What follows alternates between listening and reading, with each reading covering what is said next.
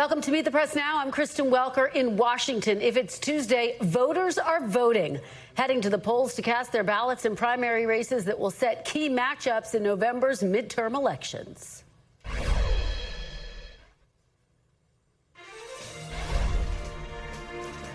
It is the biggest night remaining on the primary calendar, with voting in dozens of races across 5 different states. And the marquee matchup is in battleground Michigan, where the insurgent progressive movement on the left is facing its first major test in a purple state.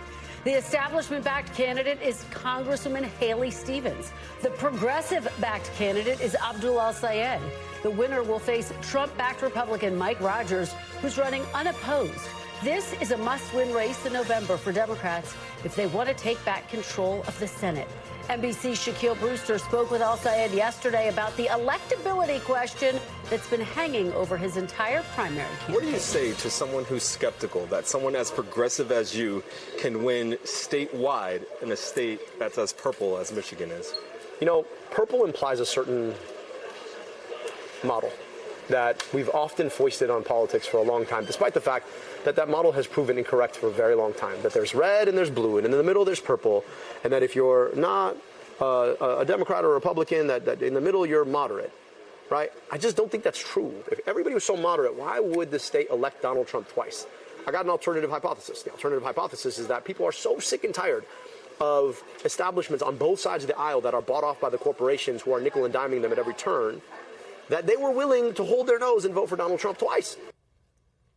Al-Sayed appears to have the momentum. He's criticized Stevens about the outside spending boosting her campaign, especially from groups affiliated with the pro-Israel lobbying group AIPAC.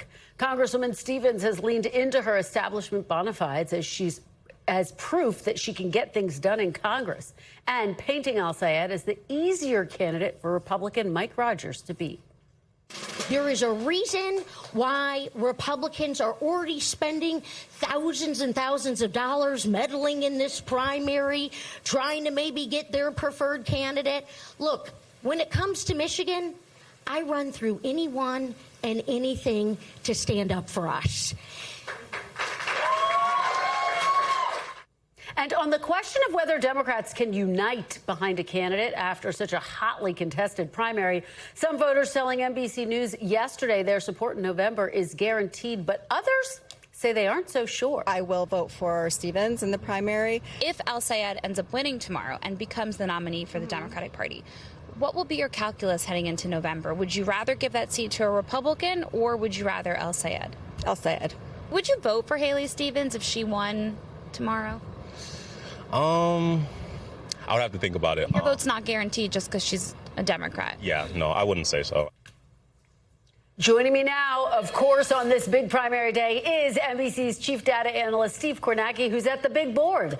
NBC's Julie Serkin is on the ground in Detroit, and NBC's Sahil Kapoor is in Missouri, where we're watching another progressive moderate fight for a House seat in St. Louis. But, Steve, I have to start with you. Set the stage here. Let's talk about the big race in Michigan. What are the various different paths to victory for Al-Sayed and for Stevens? What are you watching for? Yeah, well, in a few hours, the map is going to start lighting up. And I think one thing to keep in mind here, so much of the vote as it comes into tonight in Michigan in this Democratic primary is going to come from the southeast part of the state, particularly right here, the state's biggest county, where its biggest city, Detroit, is. That's Wayne County right next door, Washtenaw County, Ann Arbor, University of Michigan, and the 2 big bedroom suburban communities here, counties, Oakland and Macomb. Together, just these 4 counties, you're probably looking at about half the vote that's going to be cast in this primary tonight. I think you can expect, take a look in Washtenaw, the question there is going to be not who wins the county, but how much does Al-Sayed win it by? Demographically, again,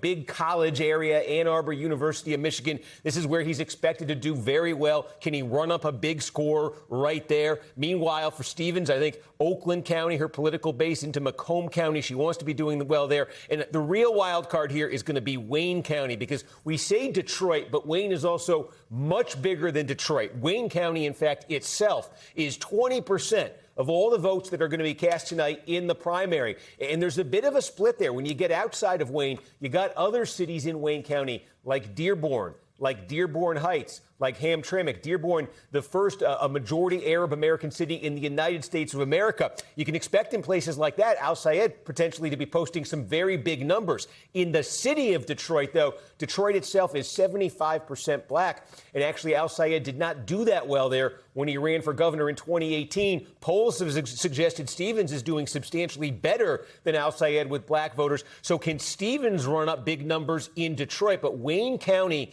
looms as the biggest wild card in this. It's the biggest piece of the puzzle.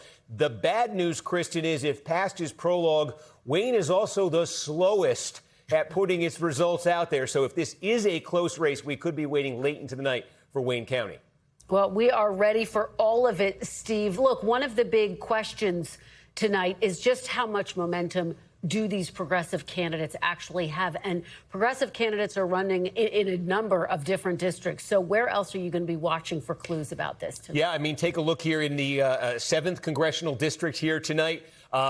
This is a Democratic primary here, open nomination here. William Lawrence here, endorsed by Bernie Sanders, very much a candidate of that left-wing insurgency in the Democratic primary. This is a very competitive race. The Republican here, I can show you, Tom Barrett is a first-term incumbent. It's a very close congressional district at the presidential level. His race was very close in 2024. And Democrats, you take a look at this primary. Lawrence here has that progressive lane to himself. Bridget Brink, the former U.S. ambassador to the Ukraine, Matt Maasdam, he's endorsed by Alyssa Slotkin, the senator who used to represent this district. Is that sort of establishment wing split between those two candidates, and has it opened the door for Lawrence, who is very much in line with these progressive candidates who've been posting these, sort of eyebrow-raising victories in Democratic primaries around the country? Has it opened the door for him to win the nomination in this district? And again, as I say, this is the kind of district you're talking about here. I think that's one of the themes tonight in Michigan, Kristen, that's a little bit different than these other primaries. We've seen these left-wing candidates winning primaries in deep blue districts, deep blue areas, where Democrats really don't have to worry about the general election. This district, the 7th district, or the Senate race to statewide in Michigan, a Trump state, Democrats very much do have to worry about the general election there. And some of these contests could raise the question of, are they testing the limits of electability? And it's one of the big questions we will answer in November if those progressive candidates, in fact, are victorious. And, Steve, we should say we are going to be talking to Lawrence and Maasdam coming up in just a bit. Steve Kornacki, thank you so much for setting the stage. We're going to see you all night long for our special coverage. And we want to say a hearty congratulations on launching the Data Dive with Steve Kornacki for expert analysis and updates on the midterms all season long. You can scan the QR code on your screen now to subscribe to Steve's new weekly newsletter out every Tuesday. All right, very exciting news there. But let's turn now to Julie Sirkin on the ground in Detroit. So, Julie, you're there in Michigan. You've been talking to voters throughout the day. What is the mood there with that big Senate primary unfolding? Yeah, talking to voters, not only in Detroit, where I am right now, we're at a high school, you hear a marching band behind me, very festive primary day vibes here, but also in Western Michigan in Grand Rapids. That's that young voter that you heard from who said he isn't sure if he would extend his support to Haley Stevens if she ends up winning tonight. He's an Al Sayed backer, and that's kind of the back and forth that we found ourselves in. I'm hearing so many different things, Kristen, depending on the age of the voter, too. I talked to some older voters who are sticking with Haley Stevens. Something that Steve Kornacki was saying there in terms of the black voter, that's certainly something that Stevens has very much been focusing on. And in my conversations, anecdotally, I've picked up on that, too. Take a listen, though, to a little bit of what we heard, particularly from one voter who is a progressive. He has always been a Democrat, but he told me, Kristen, the Democrats can't count on his support if they don't start listening. Watch. I can say with my whole heart, all of my friends who are, 25 younger, they won't vote for a candidate that's not pro-Palestine and against Israel. Wow. And what happens if Republicans end up winning? What if Mike Rogers wins the Senate seat because you guys didn't vote? The Democrats will have to take a look at themselves and realize that they need to change.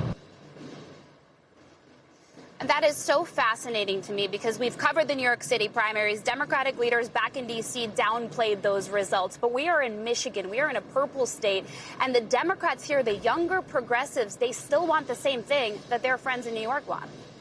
Yeah, and it's just fascinating, Julie, to hear just how central that issue of Israel has become. Not just in the race that you're covering, but in other races as well. And I know you've been talking to other voters. Do you get the sense that they share that same passion as that voter you were just talking to there? They do share that same passion, Kristen, and I'm definitely picking up on that. But see, for older voters, it isn't just about that issue. This is part of that generational divide that I think I've picked up on, not just here, but also in the other primaries that I've covered. For example, I talked to one older voter, a 65-year-old black man who's a Detroit native. He actually likes the socialist direction that the party is heading in. But he told me it's not so black and white for him. He doesn't love just how far the conversation, the rhetoric around Israel has gone. And he really likes the fact that Haley Stevens was endorsed by Governor Gretchen Whitmer. So it shows you that these are all still anecdotes. Democrats have a lot of work to do to figure out what kind of candidate they want to run in the future, because this really is right now taking me back to 2016, what Republicans saw on the right with President Trump. Fascinating analogy there, Julie. And before I let you go, I do want to ask you, because we did learn today that the Justice Department is actually monitoring polling sites in 4 Michigan cities. What are you hearing about that? What are you learning about that? Yeah, this happened in 2025, too, in that governor's election that I covered, the New York City race as well. In federal elections, we've seen the DOJ put poll watchers out at various locations. It's happening in 4 different cities in Michigan. They're not dressed in any official way. They're kind of just sitting around in a public area. People that we've spoken to and officials in Michigan have said that so far they've been cordial. We have not seen them in the polling location I'm standing at, but certainly a change than we've seen in the past. The Secretary of State here in Michigan and Haley Stevens as well at a campaign stop earlier today saying this is why they're going to work to make sure our elections are not federalized. Kristen? All right. Very busy day for you, Julie. Thank you so much. And of course, we will see you throughout the night in our special coverage. Really appreciate all of your fantastic reporting. We want to turn now to Sahil Kapoor, who is in Missouri. Sahil, you are covering the big rematch between Wesley Bell and Cori Bush. You've been talking to voters throughout the day. What are they saying? Where's the momentum? That's right, Kristen. Wesley Bell looks and sounds confident that he can hold on and defeat Cori Bush. He has a huge money advantage on the airwaves. He has incumbency, which in a year like this kind of cuts both ways. Cori Bush is highlighting the fact that Wesley Bell is supportive of U.S. aid to Israel. That's one of her core messages. That was a huge issue back in 2024 as well. I talked to Wesley Bell about that and how he's framing up his campaign. Take a listen to what he said. What you know you're going to get from me is that I'm going to wake up every day thinking about the St. Louis region and how to make this place a better place than it was yesterday. You know, the M in Missouri doesn't stand for Middle East. It stands for Missouri. We are going to focus on the issues that matter to St. Louisans, and I think that's what this race is going to come down to. And Cori Bush, who I'm planning to interview next hour, is on the air with 2 ads. Both of them, Kristen, mention AIPAC, and she's connecting it to the home front, accusing Wesley Bell of wanting to spend money over there on a foreign government and not over here on priorities for Missourians on things like tornado relief. So this is a real issue that's resonating on the ground. The question is that going to be enough to help push Cori Bush over the top? Well, you talk about the spending. We have reported that Al-Sayed has been outspent significantly in Michigan. Cori Bush has also been outspent as well, right? Absolutely. It's a staggering sum, Kristen. It's $5.3 million spent on the airwaves overall. Of that, $5.1 million is Wesley Bell and his allies. About $2 million of that is AIPAC, Super PAC. Less than $200,000 spent by Cori Bush and on behalf of Cori Bush. So that's notable here. Now, what's also interesting is that the AIPAC-linked Super PAC ads, they don't really mention Israel. They know that that's not a particularly winning issue, their side of it, at least with Democratic voters. They instead go after Cori Bush for the fact that she was very critical of Kamala Harris and the Biden-Harris administration back in 2024. So there's a lot at stake here for the future of the Democratic Party. And voters are all over the place here. Many voters I spoke to like both of the candidates. Some of them were divided. I found one voter who supported Wesley Bell last time and is now supporting Cori Bush. Take a listen. I voted for him last time, and so I'm voting for her this time. I think that he's been paid for. And I think that there are people out there who are using their money and financial influence to buy candidates. And I think that's the wrong direction for our country. And to put a finer point on that, Kristen, he did say pushing back on AIPAC is one important issue to him. This primary really could come down to how many more voters like that there are here.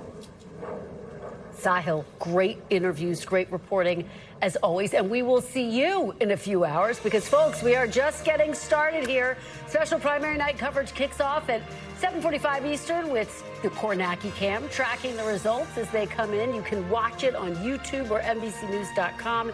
And our special coverage on News Now begins at 9 p.m. Eastern with me, Hallie, and Steve Kornacki right here on NBC News Now. You do not want to miss it. We will have all of the results as we get them.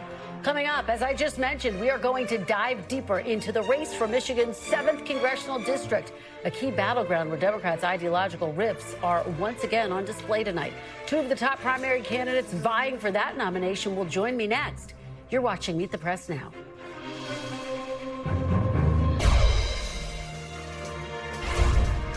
Welcome back. While all eyes are on Michigan's Senate Democratic primary battle between Al-Sayed and Stevens tonight, there's another race down ballot that's highlighting the divides in the Democratic Party.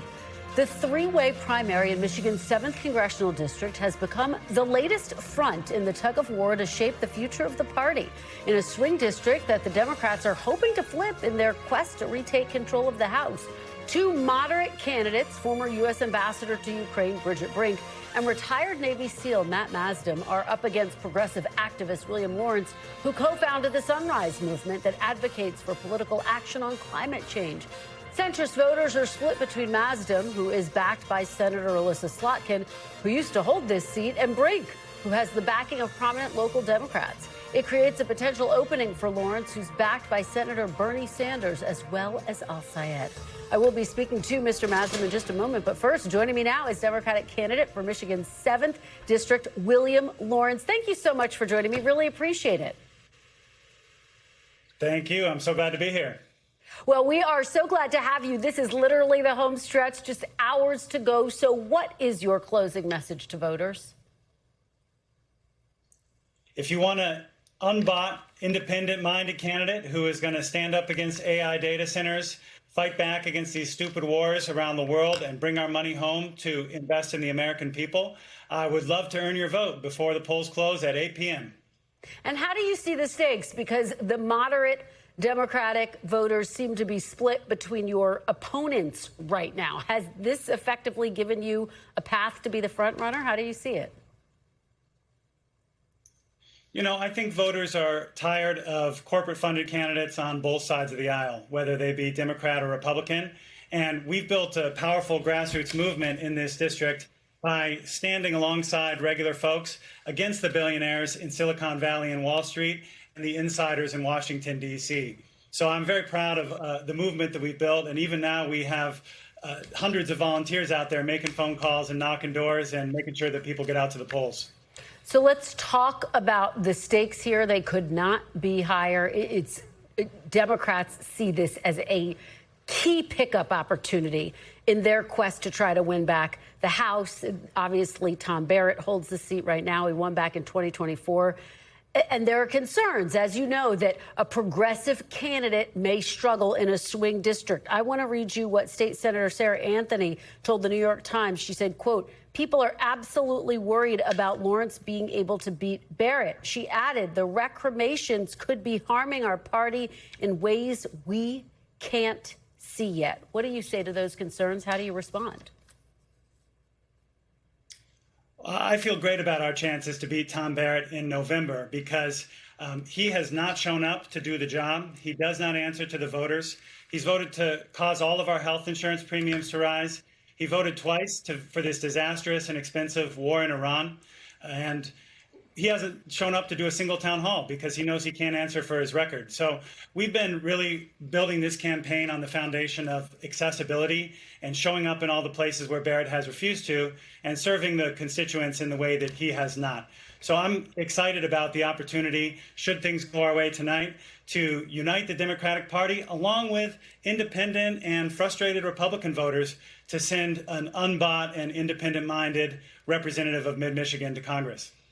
Well, let me follow up with you on that point. How exactly would you do that? Obviously, some of your policy issues, Medicare for all, ending arms sales to Israel. What do you do to extend that olive branch to more moderate voters, independents, and even some Republicans? Sure. Well, on that latter point, we see that as a major point of commonality. People have seen that these endless wars around the world and the blank check that we've given to Netanyahu's government have not made Americans any safer or more prosperous, and in fact have resulted in higher prices at the pump and at the grocery store. So I'm excited to take that message out to independent and Republican voters, as we've already been doing. And then another big issue that is uniting people is opposition to these AI data centers, because people feel absolutely bullied by these Silicon Valley behemoths who are pushing their way into small towns across Michigan and trying to build these data centers with no regard for local democracy or self-determination. And I know for a fact that there will be Republicans, registered Republicans, multiple-time Trump voters, who will be voting for me in the Democratic primary today because I have stood with them in calling for a federal moratorium on new data centers. Well, let me ask you about the Congressional Black Caucus, because it's come out against your candidacy after some past comments resurfaced, calling out the older generation of black political leadership for holding up the Democratic establishment, saying it, quote, defangs the white left. You have apologized. We should make that very clear. But are you concerned on this election day that those past comments could hurt your chances in the general election, particularly amongst African-American voters? You know, I'm really proud of the work I've done alongside the African-American community here in the Lansing area, especially on the issue of housing, stopping unjust evictions, building affordable housing, and creating pathways to home ownership in partnership with Black-led organizations. So people know where I've shown up and the work I've done. A lot of folks here in the Lansing area have reached out to have my back amidst the controversy about my past comments, which I have apologized for. And should things go our way tonight, I look forward to sitting down with the CBC in D.C. and introducing myself and mending fences so that we can flip this district in November. And let me ask you, whoever wins tonight, will you back the winner in a general election? I absolutely will, and I'm thrilled that all three candidates in this race have made that pledge multiple times in various forums and appearances across the district for the better part of the last year. And I do have to ask you, because the DOJ announced today it was going to monitor polling stations in 4 Michigan cities, including Lansing, which is, of course, where you are running. What have you heard about that, and does it raise concerns for you? It absolutely does raise concerns. You know, we've heard some reports of the DOJ officials at certain polling sites today. There hasn't been any funny business reported that we've heard yet, although we are certainly monitoring the situation. But to me, it looks like a dry run and a fact-finding mission to interfere in a bigger way with the general election in November. And that's because Trump knows that Tom Barrett is a deeply unpopular and vulnerable candidate who has not done the job to represent his constituents. And so he's in big trouble this November should Trump not intervene to try to interfere with the election in some way. All right. Well, we will be watching all of this unfold very carefully. William Lawrence, thank you so very much. We're going to track your race throughout the night and bring folks the results as we get them. And we do want to say that joining us now is one of William Lawrence's opponents in that Michigan 7 race, Matt Maasdam, a retired Navy SEAL. Thank you so much for joining me. Thank you, Kristen. Appreciate it. Well, we appreciate your being here on Election Day. I do want to have you respond to what you just heard from your opponent. He just told me he does see his campaign as having momentum in these closing hours. How do you respond, and do you think you can beat him? We have a lot of momentum, too. Alyssa Slotkin endorsed this campaign, and, we are running through the tape. I think it's going to be close at the end. And so, but I do think I can win. And we're excited to represent the voters really well here in Michigan. We're fighting for, lower costs. We're fighting for accountability, and we're fighting to get corruption out. And so that's our message. That's what I'm hearing on the doors. I love connecting with voters, and we can absolutely win this thing. Let me ask you, because both you and your other opponent, Bridget Brink, have suggested that one of you should drop out of the race to consolidate the more moderate vote. Neither of you has done that. And I wonder if on this election day, you're concerned that that may have, in fact, created an opening for William Lawrence. I think what people in this district want is a fighter. You know, I showed that I was willing to fight for the Constitution for 20 years, and I'm going to fight for people in this district as their congressman. And I think people are mad. People are upset with the way things are. They're mad at Trump. They're mad at parties. They're mad that things cost too much, and they want to see people stand up for them in Congress. I think Congress needs to get in gear and actually do the job that they're there, that the Constitution intends. And that's what they want to see. They want to see somebody that's going to fight for them and stand up and do the right thing. Let me ask you to respond to some reaction from Congresswoman Jasmine Crockett, who is backing Brink. She slammed you for suggesting Brink drop out, saying that this only comes up when there's a woman or a person of color on the ballot. What's your reaction to that type of criticism? I connect well with voters, and I'm excited to do that more and more as we move forward. You know, as I'm knocking doors, which I love to do, we really get around and hear the issues of the district. People think things cost way too much.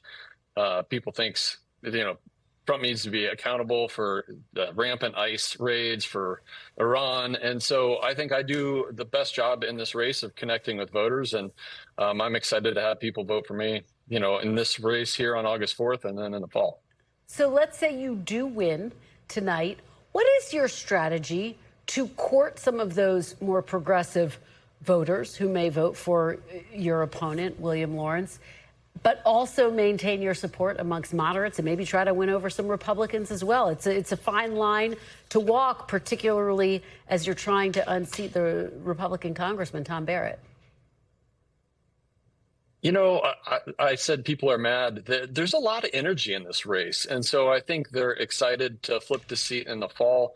We've all pledged to get behind whoever wins. I think the people who are voting for us will follow. And Tom Barrett has done no favors to this district. He has voted against it at every turn. He's taken $500 million from Michigan State. He's kicked tens of thousands of people off of health care and taken food from kids. And I find that unconscionable. I refuse to stand by while we say we don't have money for housing and health care, but we have money for tax cuts for billionaires and to drop bombs on other countries. And I do think my veteran status goes a long way to neutralize Barrett's veteran status. I think he ran on it last time as his platform. And this time around, it's not an advantage for him. And I'm going to make him talk about the issues. And I'm excited because I don't think he'll do well there. Well, let me follow up with you on that point to some extent, because according to recent polling from the Washington Post, 74%, that's nearly 3/4 of Democrats, want to reduce or end military support to Israel. You have not committed to ending all weapons sales. Do you think you're in line with where the Democratic base is on this issue? And how do you think that could play in tonight's results? I think we should have oversight of all the countries we provide aid to and work with. And whether it's Morocco or Israel, South Korea, I think your role is oversight in Congress. And so that's something that I want to do. I think it's important to do.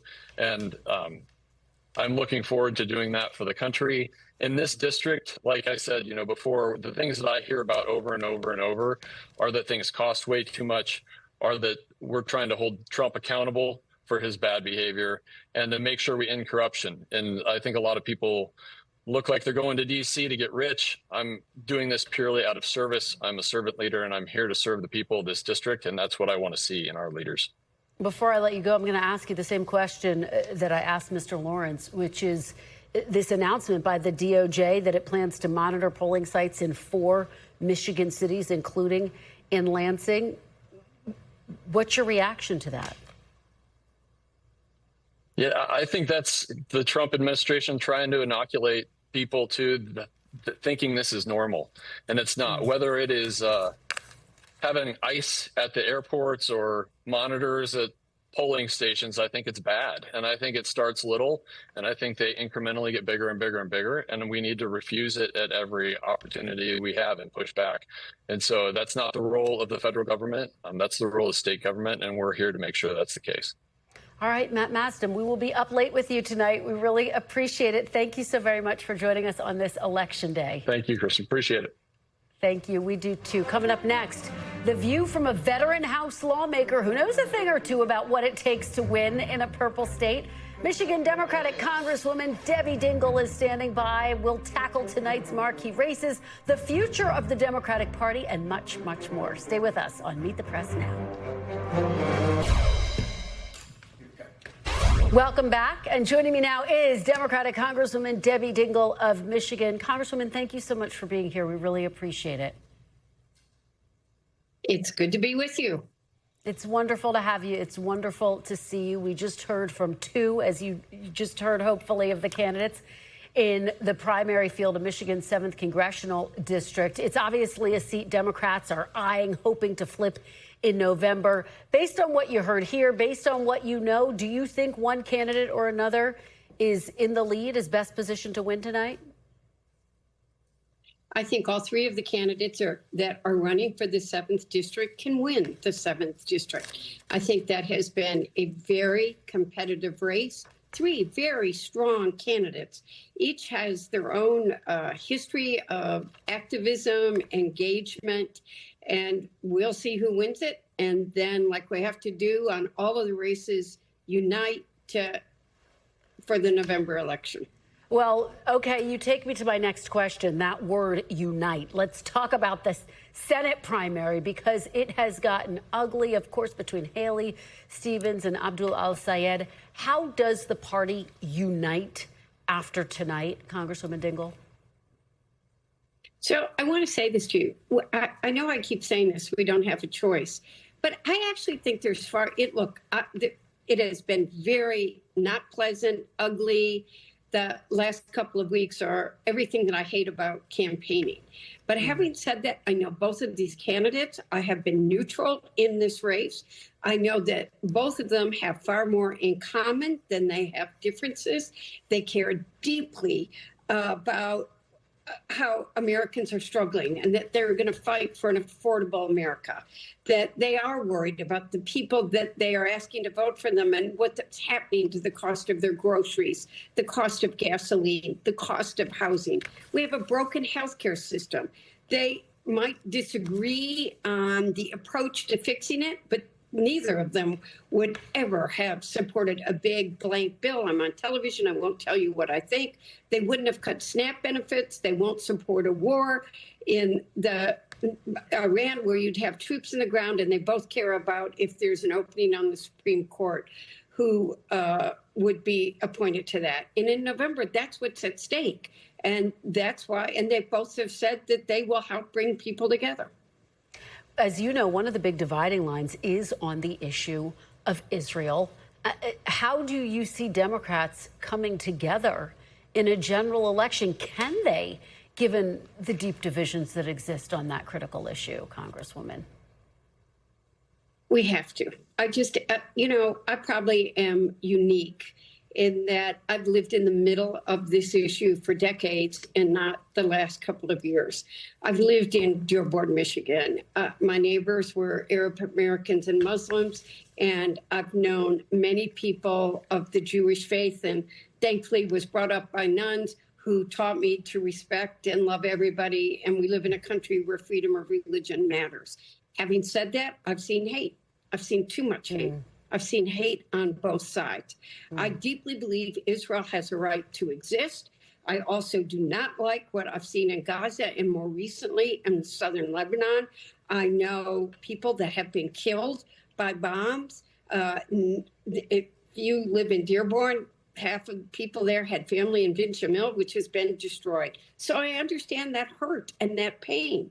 We got to come together. We've got to figure out a way that they've been trying for centuries to find peace in the Mideast. I believe very strongly in a two-state solution.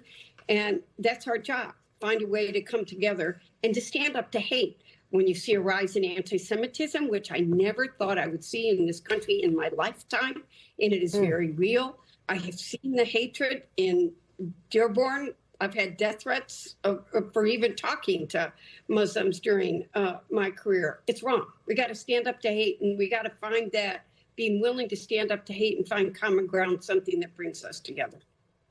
Congresswoman, let me ask you about the big question looming over the al-Sayed campaign, which is if he in fact wins tonight, can he win in a general election? This is a purple state. I don't have to tell you that. It's your state. And the concerns that some Democrats have expressed that Mike Rogers would sail easily to victory. How do you respond to those concerns? How confident are you al-Sayed could in fact win in a general election?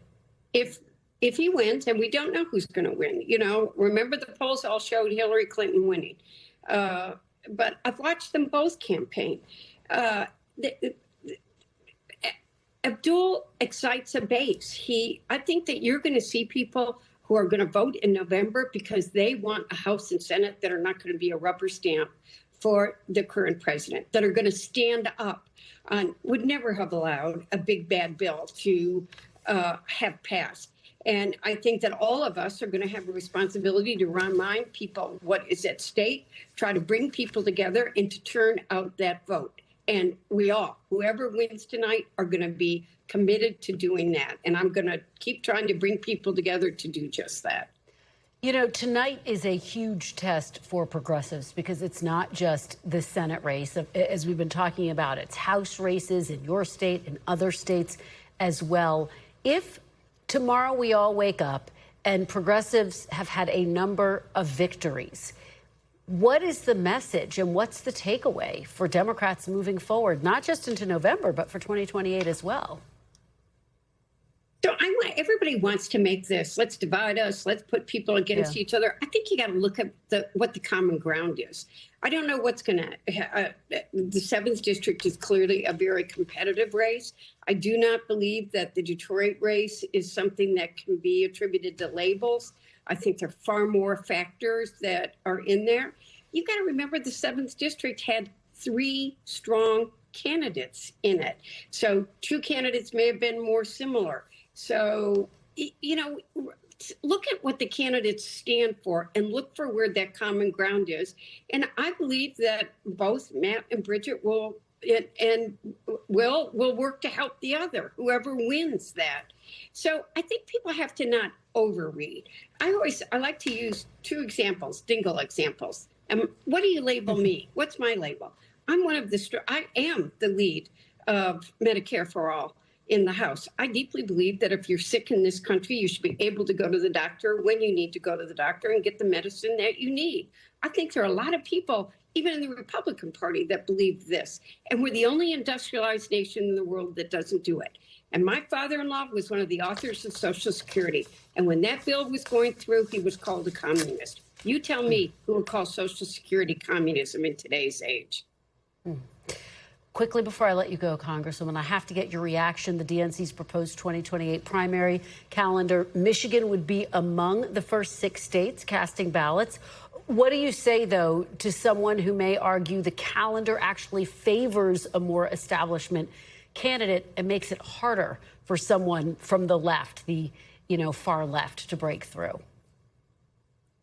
I was on the Rules Committee. I felt very strongly that calendar that you've seen is a reflection of this country. It brings regional balance to it. And there were people that thought we shouldn't have Michigan on it. Well, I'm going to tell you that we need to make sure that the issues that are going to be talked about in October, that are going to make a difference in the campaign, you need to see the candidates talk about them in the early primaries. So I think that this is a balanced calendar. You've got many different interesting states. You've got geographical diversity. You've got nationality, ethnic, cultural diversity, farmers, manufacturing, unions, college kids. It's a good, diverse calendar. And I feel strongly we're delivering that. All right, Congresswoman Dingell, you're going to be with us this evening. We appreciate your being here this afternoon. Look forward to talking to you throughout the night. Thank you so much. Thank you. Coming up after the break, we will have the very latest from right here in Washington. The breakthrough with Todd Blanche's nomination becoming the next Attorney General. That's when we come right back. Stay with us.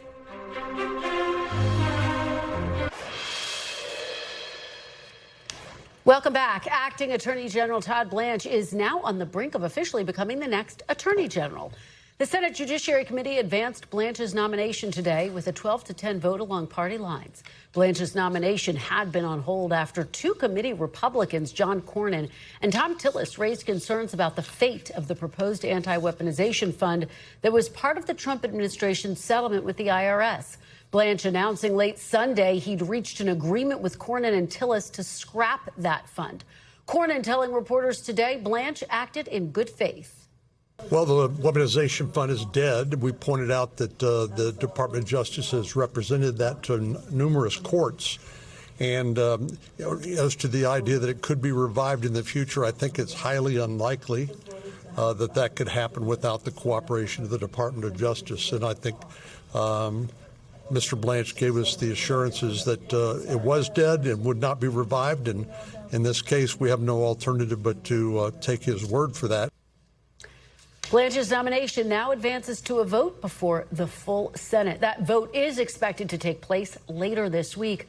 Our panel of political experts will join us next for much more news and analysis on tonight's big races. Keep it right here on Meet the Press Now.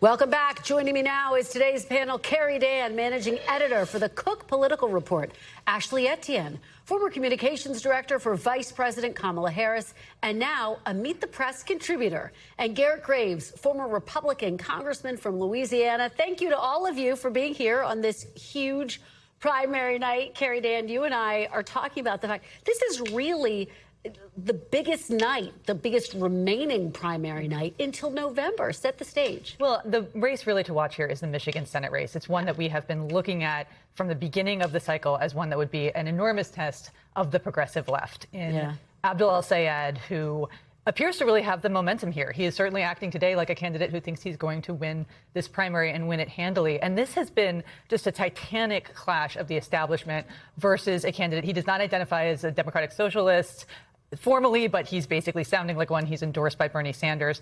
I think what his success has been about, though, has not just been about policy, but I think that he and some of these other progressives who are on the ballot tonight have been able to express the righteous anger, the white hot rage that voters of all stripes have at Washington specifically, and the Democratic primary voters have at a Democratic establishment that they don't think is serving them. Yeah, Ashley, pick up on that point.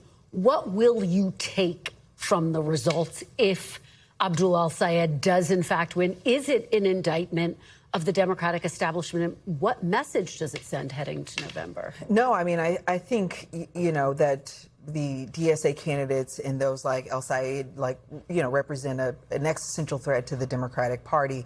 You know, it gets You back think to, they're a threat to the entire party? I think so, because what they're exposing is not only this frustration that exists within the Democratic Party, but it's also exposing the fact that the Democratic Party has yet to make any transitions, any changes in the last 25 years I've been a part of the party. So it no longer is sort of keeping up with where the base actually is, which is why we're eroding support among, you know, black and brown voters all across the board, young voters as well. So I think they're going to be sending a signal tonight to the Democratic Party, and how the party responds is going to be telling about the future. Now, I will say what's going to be also interesting, what I'm watching for is, you know, how this is going to affect Democrats' ability to govern in November. That's what's really going to be the key. They've got two converging factors. One, they're bleeding their incumbents. And also, you're going to have a new wave of DSA candidates that are going to be in the caucus, causing sort of a thorn in the side for people like Mr. Jeffries, who are going to have to figure out how to manage such a dynamic caucus. So that's what I'm going to be watching tonight, is what signals is this sent to the Democratic Party, and then how do they respond in November? Congressman, let's talk about the view from the Republican Party. Mike Rogers told supporters that if El-Sayed wins, he said, it looks pretty good for us in November. I've been talking to some folks in Michigan who say that type of comment could actually backfire on a day like today. And the other potential possibility is, are Republicans downplaying the energy around these progressive candidates? Do you think that El-Sayed could beat Mike Rogers in a general? I don't. And I think, first of all, I want to say that shockingly, I think we're in agreement and that this is an existential threat to the Democrat Party where we probably have some departure, and that I'm fine with that.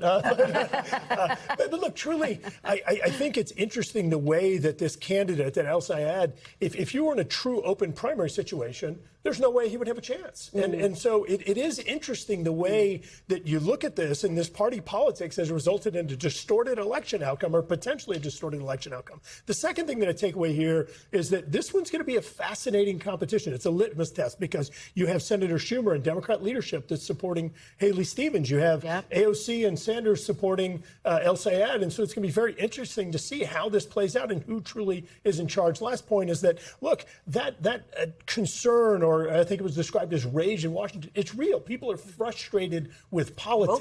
Both parties. With both parties, yes. and frustrated with politics. And I think that, just circling back, I really think that we have distorted election outcomes in a way that's just not healthy by allowing these more fringe candidates to end up winning in the primary. I think Republicans are underestimating the sentiment on the ground in a place like Michigan. Trump is actually underwater by 8 percentage points in Michigan, higher in any other purple state, any other red state that we've seen. The other thing is you've got his tariff policies that have really not materialized a manufacturing boom. It's increased the cost of living. And then you've got this war in Iran that's shot up gas prices in a state like Michigan to $4. So I think the environment is right. And let's not forget, Trump only won the state by 1%. So it's possible that we could actually win that state. Congressman, what about that? And how big of a drag do you think President Trump could be on Republicans in a general election, given some of the high gas prices and the other factors that Sure. Well, kumbaya moment's over.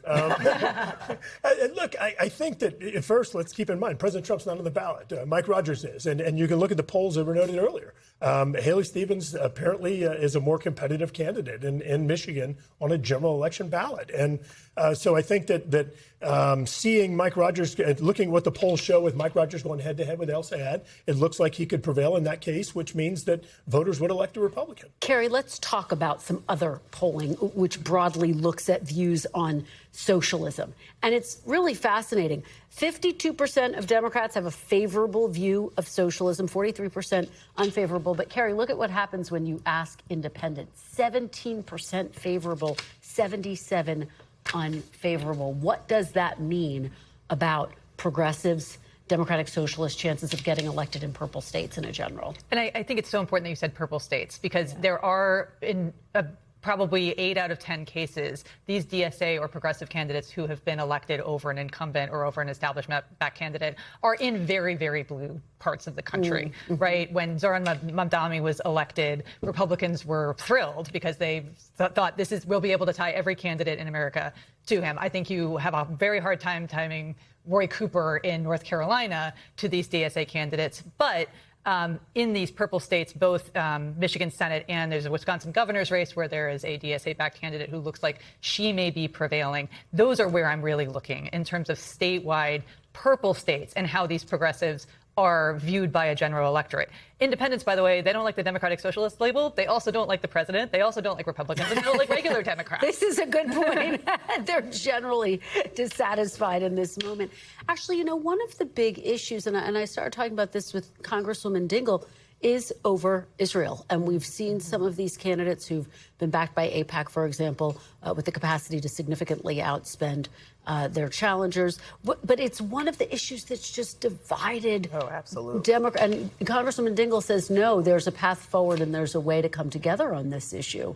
Did she lay that out for you? Well, I don't know how we move forward on that. I mean, I may forget the exact numbers, but I think 100 Democrats in the House voted to not send funding to Israel. So, I mean, this split is incredibly real, and I think it's only deepening over time. And again, it's even splitting leadership in the House, where you had Hakeem Jeffries vote against his number 2 and number 3 on this very issue. So this is a real concern that I think Democrats, again, continue to ignore. Congressman, could you see Republicans, and do you feel like Republicans are where voters are on this issue?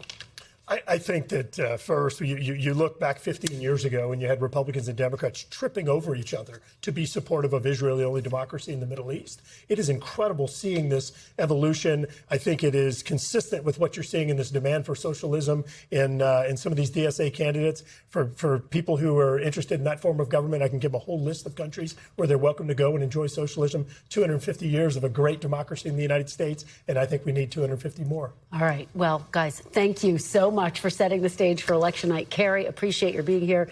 Ashley, Congressman, you will be with us all night, which we're really excited about. We'll see you back here in just a couple of hours. We thank you for watching. And remember, stay updated on breaking news and top stories on the NBC News app or watch live on our YouTube channel.